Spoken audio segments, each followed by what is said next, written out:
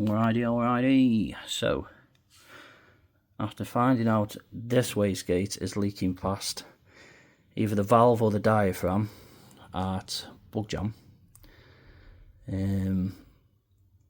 Mark at Pulsar Turbos UK, I'm actually a dealer for Pulsar Turbos, so I can get them at a decent price anyway. But Mark did us an even better price, so thanks to Mark at Pulsar Turbos UK. We've got two brand new 60mm Pulsar wastegates. I just took the top off, took the £16 spring out and put a £5 spring in. And these should be a direct swap because they're a 60mm gate. These are about 8 years old. We've got AM fitting here and push locks for the sensor, which is there, boost pressure sensor, or dome pressure sensor, whatever you want to call it. And yeah, boost pressure sensor, that's basically what it is. And then that's CO2 line that goes from the boost control valve in the car and puts CO2 to the top of the gate, which we're also changing now. And we're going to use fuel injectors to inject CO2 to the tops of the gates. We're just waiting for Trevor get us the Fuel Tech adjustable injector block, and that's the way we're going to go. So there'll be a video coming on that as well. Pretty cool. We'll be using the £175 an hour injectors that used to be in the car, 2 of those to control boost. So yeah, that's a video for another day when we get the block, like I say. But I'm just going to swap these over now. Fingers crossed it's just a direct fit. Should be. And we'll be good to go. Right, so I've got the collector. This is the turbo link pipe from the manifold. I've already cut that flange off, which is there. So I'm just cleaning this up now, and then I have got to stick this one on, which is quite a bit bigger to be fair. In fact, no, that's actually a decent size. It's the Screamer one that's a bit of a bigger diameter than the actual Screamer pipe we've got now. But it's alright, I'll sort that. It's only temporary anyway because we're completely redoing the whole turbo kit after, well, the end of the season. We've got a cracking deal on 2 Pro 88 Pulsars, so Mark, again, who sorted us the wastegates, has sorted us an amazing deal on them. So we're going to be getting them at the end of the season. And yeah, redoing the manifolds, different turbo location, just to get some clearance on the tyre and stuff. New charge cooler setup, rather than one big one that both turbos feed. We're going to have one that sits across the bottom above the steering rack, that's divided for each turbo, just to reduce some surface area. And then obviously with that, boost parts will be different, turbo locations will be different, manifolds will be different.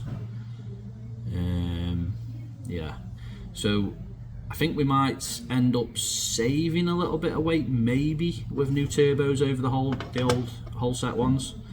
The whole set ones have been mega, to be fair. They've been on a few cars. I think they were originally on Andy Frost's Red Victor.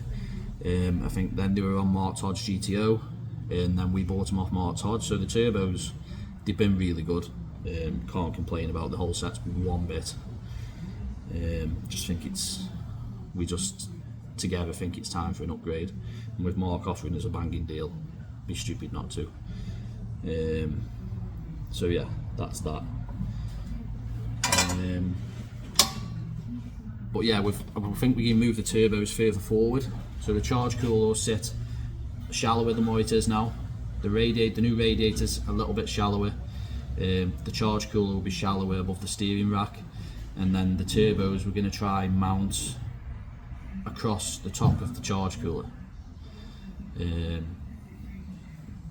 Obviously, until we get everything off at the end of the year, we've done everything we need to do. We don't really know, but I think the new ones have got 5-inch exhausts where the whole set's a 4-inch, so we need to take that into account. So the location where the turbos are now it's already tight when you've got to get the downpipe through the screamer, the wastegates, because the distance to the inner wing, and then the steering on the tyres and stuff, suspension travel. They've worked well, but I can do them better, so that's what we're going to do. So we'll play with that when the time comes, see what ideas we come up with. But yeah, complete new turbo kit coming on the 57 this year.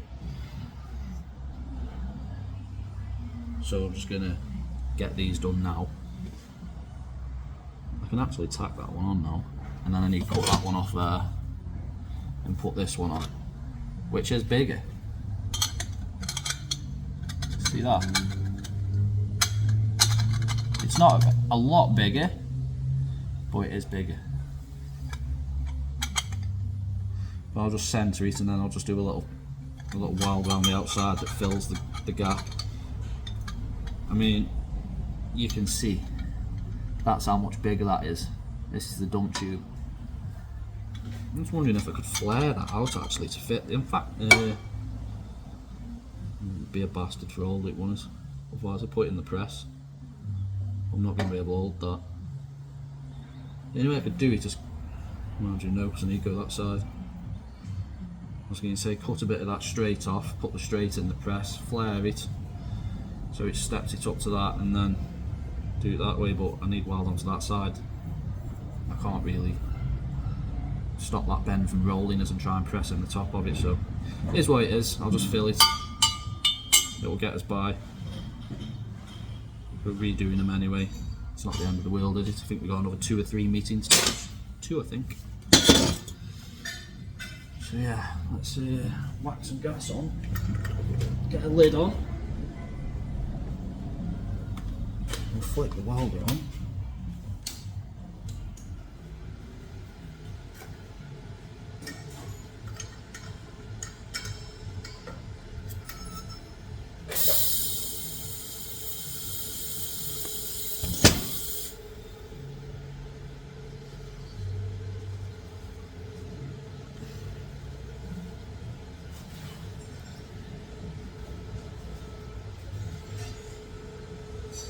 I'm going to tack it on, and then what I'll do is I'll plug the ends with tin foil, and I'll get a page on the inside as well. I'm going to have to clean all this out first with a wire wheel, just get this soot off the inside.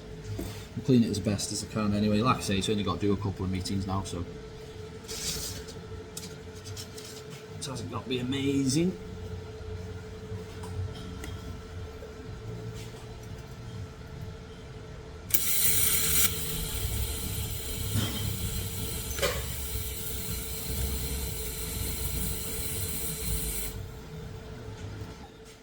Like I said as well, we're changing the way we do boost control. I'm using fuel injectors to control the CO2 flow to the tops of the wastegates, which is crazy. I can't wait for the Euros. We've been consistent 8.0s the last meeting. The meeting before that we were consistent 8.1s, and then we've just been trying new strategies using the drive shaft and ignition retard using the drive shaft and all that sort of stuff to stop the tyre from spinning. And until the last meeting, which was at the Summer Nationals, until the Summer Nationals I hadn't really turned the launch up. So now, like, I started turning the launch up at the Summer Nationals, we got us back into the 1-2-60 foots, but I'm still not where it was at last year's Euros. So Euros this year, I'm just going to keep turning that launch up. If we do the test day, I'm going to use the test day to try a few different things. I need to put a little tweak on the anti-roll bar, and I want to try launching it with more RPM and maybe a little bit more boost. Still on £5 wastegate springs, but I might just try get an extra £1 or 2 boost on the launch and see how that works. Yeah, it's going to be interesting because, like I say, we went from 8.1s back to back to 8.0s back to back, and then we got the launch kind of dialed again, and the track wasn't amazing. I know it was Bug Jam, wasn't it, the last one? So yeah, Euros, I think we should be able to see back-to-back 7s. That's what I'm hoping anyway. I do, you know, it might not. You never know, do you? But yeah, we've been heading in the right direction. Again, we came into the start of the season a little bit ropey with not getting the motor back straight away, but then just the heads flowed a little bit different, so they've had a few lean spots here and there, which I noticed picked up on driving the car on the road. So we sorted that out, and then we were trying the 85, so I had it kind of tame, and then just a little bit at a time at each meeting. It always seems like at the end of the meeting you start getting a bit of an handle on it and you think, right then, but then you run out of time and it's time to go home. So yeah, I'm excited for the Euros. Right, I need a wire wheel, just clean that out. That one in the game fits in. We took the charge cooler over to Collins yesterday. I cut the top off it, cut the bottom off it. We found a bit of it, we pressure tested it in a bath using air. Couple of the end fucking plate things on the core were leaking slightly, so Colin did a bit of a fix on that, and then we found a little pinhole. We weren't sure if it was a pinhole. It looked like weld penetration, what had a thin spot on it, and then eventually it's just burst on the end tank itself where the coolant goes in, and then it just started leaking to the air chamber. So sorted that. Either that or it was where we just nicked it with the grinder when I was cutting the top and the bottom off. But yeah, that's all good for going. Colin's going to get the top and bottom welded back on it, but like I say, for next season you can have a complete redesign to reduce the surface area to stop it from trying pull and distort or reduce pressure.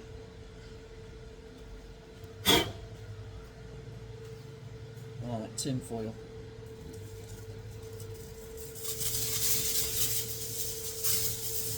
You're going to have to bolt the wastegate to this as well, you know, to keep this flange nice and flat. I haven't got a heat sink that big.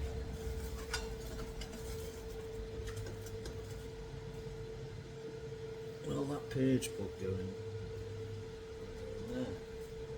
Right, I've got a purge plug, so that's good.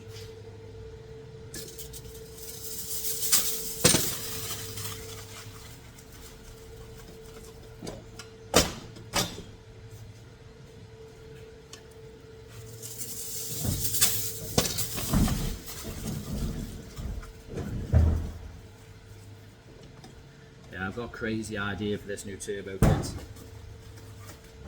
It'll look sick, and it'll put some more, like, we're not adding weight, we will actually, I think we will be reducing a little bit of weight, but we'll be moving the weight a little bit further forward, which will help. Not only that, but he's also on about changing the front end, shocks, hubs, to some AFCOs, double adjustables, which will help as well, keep the front ends, just to be able to slow the extension down on the front. So if you notice, like, I don't know if you follow social media, our social media, but if you notice some of the videos, the car goes up before it goes forward. So if we can reduce that upwards travel by tightening the front a bit, it might pick a little bit up on the short track, just where it is now, without adding anything. Well, I always say it looks really lazy out the hole, and it isn't, because it's 0 to 60 in 1.5 seconds, so it's not lazy for a big car at all. It just looks easy. It's weird. I don't know if it's just like a visual sort of, what's the word for it? Illusion. A visual illusion, like, because the car's so big. It doesn't look like it's moving fast, but it actually is. I don't know. But yeah, we need to tighten that front end up a little bit anyway. So double adjustables at the front will help.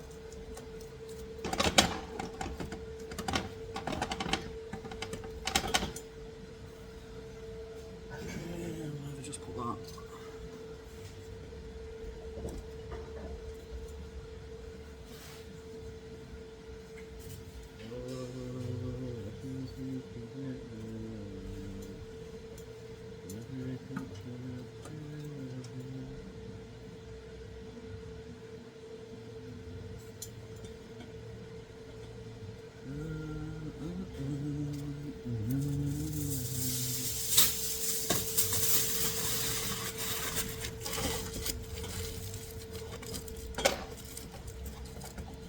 Rear gear as well, rear gear is another one. It's on a 325. I think it would benefit from going to a 340. I really do think it would pick up some decent numbers if it went to a 340 gear. So I don't like putting too much through the engine. Not my engine to break. So I'm always doing very small little changes.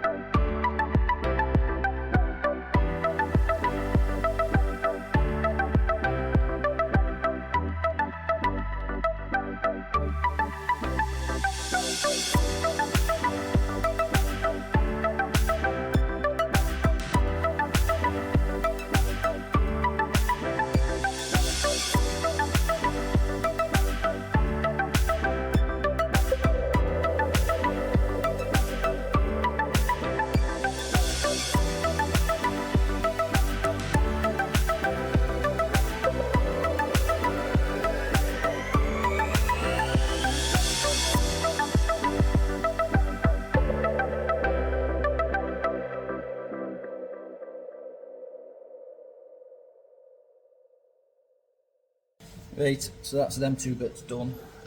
We got one more to do. I'm probably going to do that tomorrow. Got some stuff to return and that, so I'll go back down, get this side built back up, and then I'm going to be done for today. I'll go back down in the morning, take the other side off, and come up here and do the same again, up to the other side. This is a 96 to 99 Honda Civic, I think, so that sort of area, probably 98, 99. It came in as NA. I took the NA manifold off it, built a sidewinder for it with wastegate priority. As you can see, good flow to the gate. So I built that for it. I supplied in with a turbo. I had to modify the radiator because normally there's a neck on there where it was hitting the TPS. This is off an EP3, so we'll put a dash 16 over this side, blank that up, dash 16 that, and made a line to go under the inlet. Little mount on the top here because obviously being an EP3 it was hard to mount, so that's sturdy now. Breather tank, I've made that. Charge pipes, I've done them. I had to move the fuel reg because it was mounted here, so we were getting close to the turbo, so I just knocked a little bracket up and just put that over there. Boost solenoids over there, and then 3-inch off the back of the turbo, 2-piece down pipe, link pipe to the existing catback. It's got a Speed Factory vertical flow intercooler. Charge pipes are solid. You've just got boots either end. They wrap under the inner wing down here. And then some nice little CDS mounts for the intercooler each side. Wow. Hold one off. They just from a 1082 New to a one on. 1066, PB on the speed as well, 129. All done. But it's that 1066. It's the other side to do now. I'll do that tomorrow. Well, Johnny.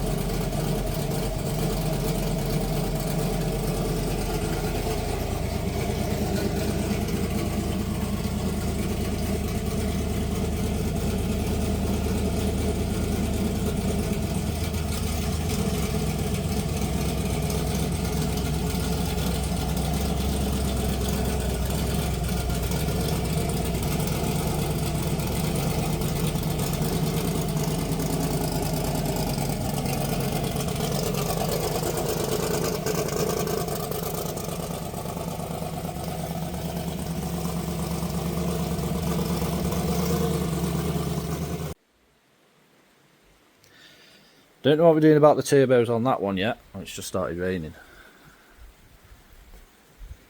I know earlier in the video I did say we're going to be changing the turbos, but we're not sure.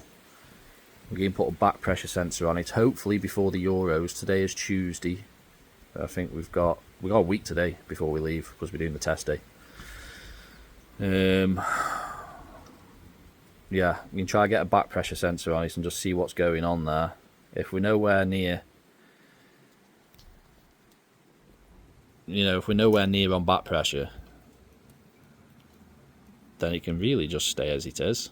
To be fair, we don't really need to change it, but I mean, I wanted the plan was Pro 88s, mount them up at the front, new manifolds, new charge cooler underneath the turbos, and just not add weight, but move weight forward, which would work better for the radial. But if we don't need to change the turbos, then we won't. I don't think, unless he wants to do it. If he wants to do it, I'll do it.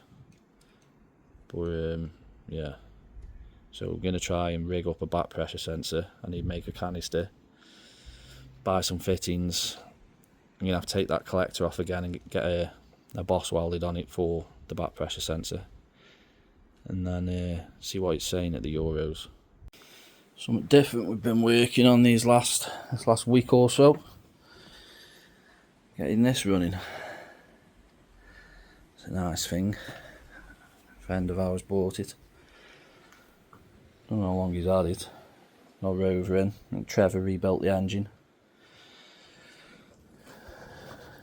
It's a nice thing. Forward pop, obviously. I'm just putting the front end back on it now. Got the grill there to go on. Just finished bolting the wings up. Just need to get this grill in. And then, yeah, we should be done with it once the bonnet's on. After that, like, it can go. It's running good. Coupe sitting there, look. I think that's going... I don't think they've made the call yet, but that is going, I think, down to Wayne Allman's, potentially, for an 850 cage and have all the rear end done. 4-link, everything mounted underneath. And then it'll come back and we'll start the turbo kit. Another job done.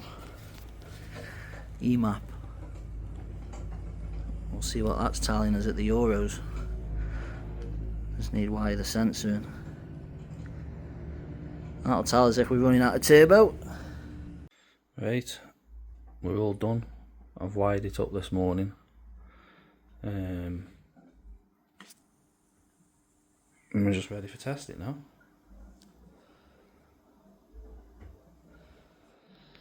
So we'll find out how these turbos are getting on.